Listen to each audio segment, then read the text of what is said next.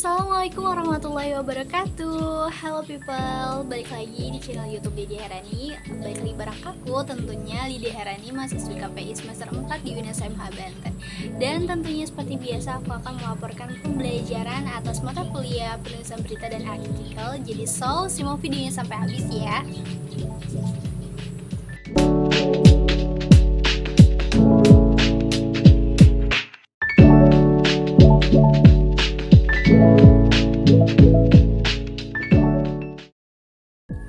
Oke teman-teman, nah pada pertemuan kali ini ada merupakan pertemuan ke-11 dari pembelajaran ya. Laporan pembelajaran ini adalah pertemuan ke-11 yang dimana ini merupakan pertemuan ketiga setelah UTS dan juga merupakan pemaparan dari kelompok 4 mengenai panduan penulisan dalam pembuatan TOR untuk penulisan berita dan artikel di media massa.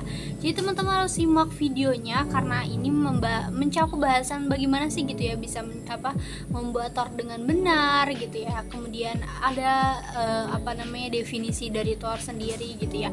Nah teman-teman, ada 5 pembahasan yang mereka bahas nih. Pertama itu adalah strategi persiapan peliputan berita dan artikel. Nah ini wajib banget kita kulik. Bagaimana sih gitu ya strategi persiapannya gitu kan, biar TOR-nya nggak monoton gitu. Terus kemudian ada definisi dari TOR sendiri itu apa. Kalau kita nggak tahu, mungkin kita hanya TOR itu hanya sebuah pertanyaan gitu, tapi ternyata TOR itu memiliki definisi sendiri. Kemudian juga yang ketiga adalah langkah-langkah dalam penyusunan TOR peliputan. Jika kita tidak mengetahui ya gimana sih gitu langkah-langkah yang baik dalam penyusunan TOR peliputan gitu, biar agar ketika kita terjun langsung ke lapangan itu tidak TOR yang kita buat itu cocok gitu ya, tidak dapat menyinggung juga gitu. Kemudian ada gambaran format pembuatan TOR peliputan. Yang terakhir adalah tujuan dan manfaat dari TOR itu sendiri. Nah, pada materi strategi persiapan peliputan berita nih teman-teman, ada 3 strategi dalam pembuatan TOR. Pertama itu adalah rapat redaksi. Jadi teman-teman sebelum mempersiapkan liputan itu teman-teman harus rapat redaksi. Kalau misalkan di media massa itu pasti ada rapat redaksi yang dimana dipimpin oleh seorang pemimpin redaksi, kemudian redaktur pelaksana, kemudian lain sebagainya gitu ya. Yang mana rapat redaksi ini bertujuan untuk bisa menggarap isu-isu gitu ya, isu-isu yang akan kita kulik untuk menjadi sebuah berita atau menjadi sebuah artikel. Kemudian baru tuh teman-teman setelah rapat redaksi itu ada peliputan berita. Nah pada saat peliputan berita ini bisa teman-teman langsung terjun langsung, atau teman-teman bisa mencari data, menguliknya lewat internet atau lewat jurnal-jurnal atau lewat sebagainya gitu. Kemudian ada penulisan. Pada saat penulisan inilah adalah tahap strategi persiapan peliputan terakhir. Setelah peliputan berita pasti teman-teman melakukan penulisan gitu ya, karena sudah teman-teman memiliki datanya gitu, sudah memiliki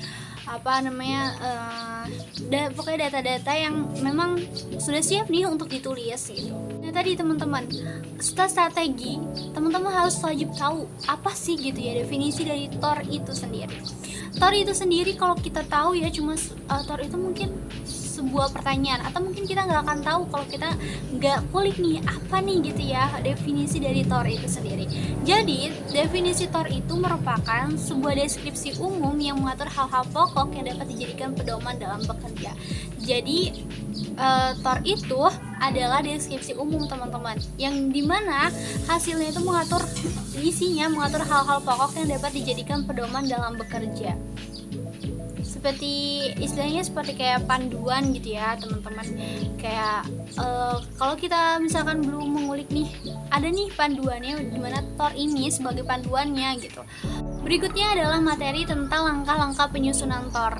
Teman-teman wajib tahu sebelum membuat TOR, teman-teman harus tahu dulu langkah-langkah dalam penyusunan TOR itu sendiri.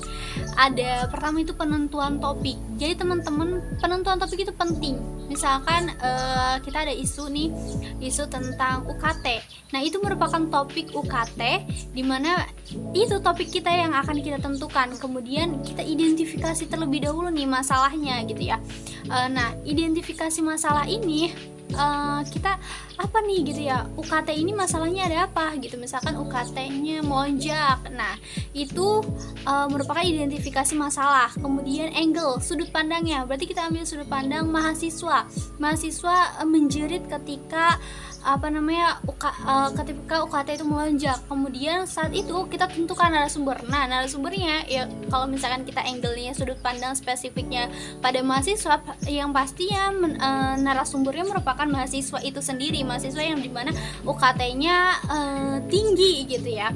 Kemudian ada daftar data yang diperlukan. Daftar data yang diperlukan itu bisa kita ambil melalui misalkan melalui pihak akademika mungkin, atau melalui pihak bidang keuangan di universitas masing-masing gitu. Kemudian setelah itu kemudian membuat daftar pertanyaan.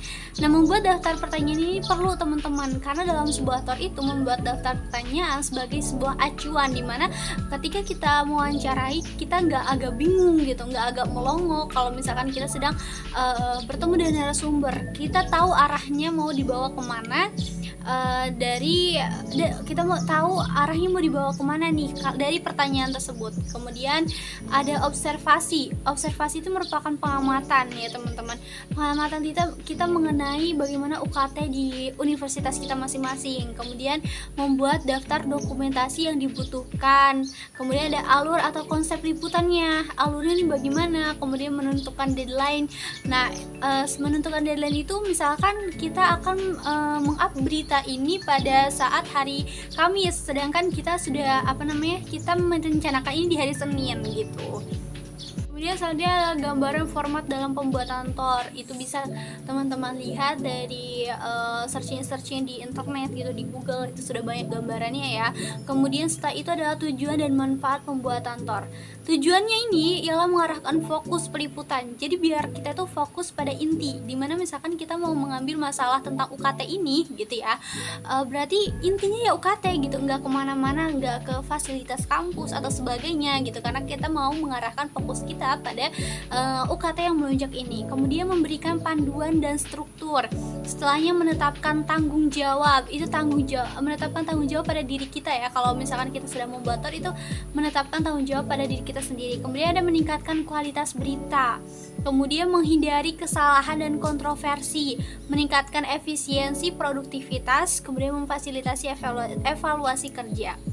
Nah mungkin itu dia ya teman-teman, laporan pembelajaran yang bisa saya ambil dari pemaparan materi di kelompok 4 kemarin, di pertemuan kemarin. Semoga seperti biasa teman-teman, tagline saya, semoga saya ataupun teman-teman yang di rumah yang sedang menonton dapat paham dengan apa yang saya sampaikan, dan saya juga dapat paham dengan apa yang sedang saya pelajari saat ini. Cukup sekian dari saya, Lydia Haryani, pamit undur diri. Bye bye. Assalamualaikum warahmatullahi wabarakatuh.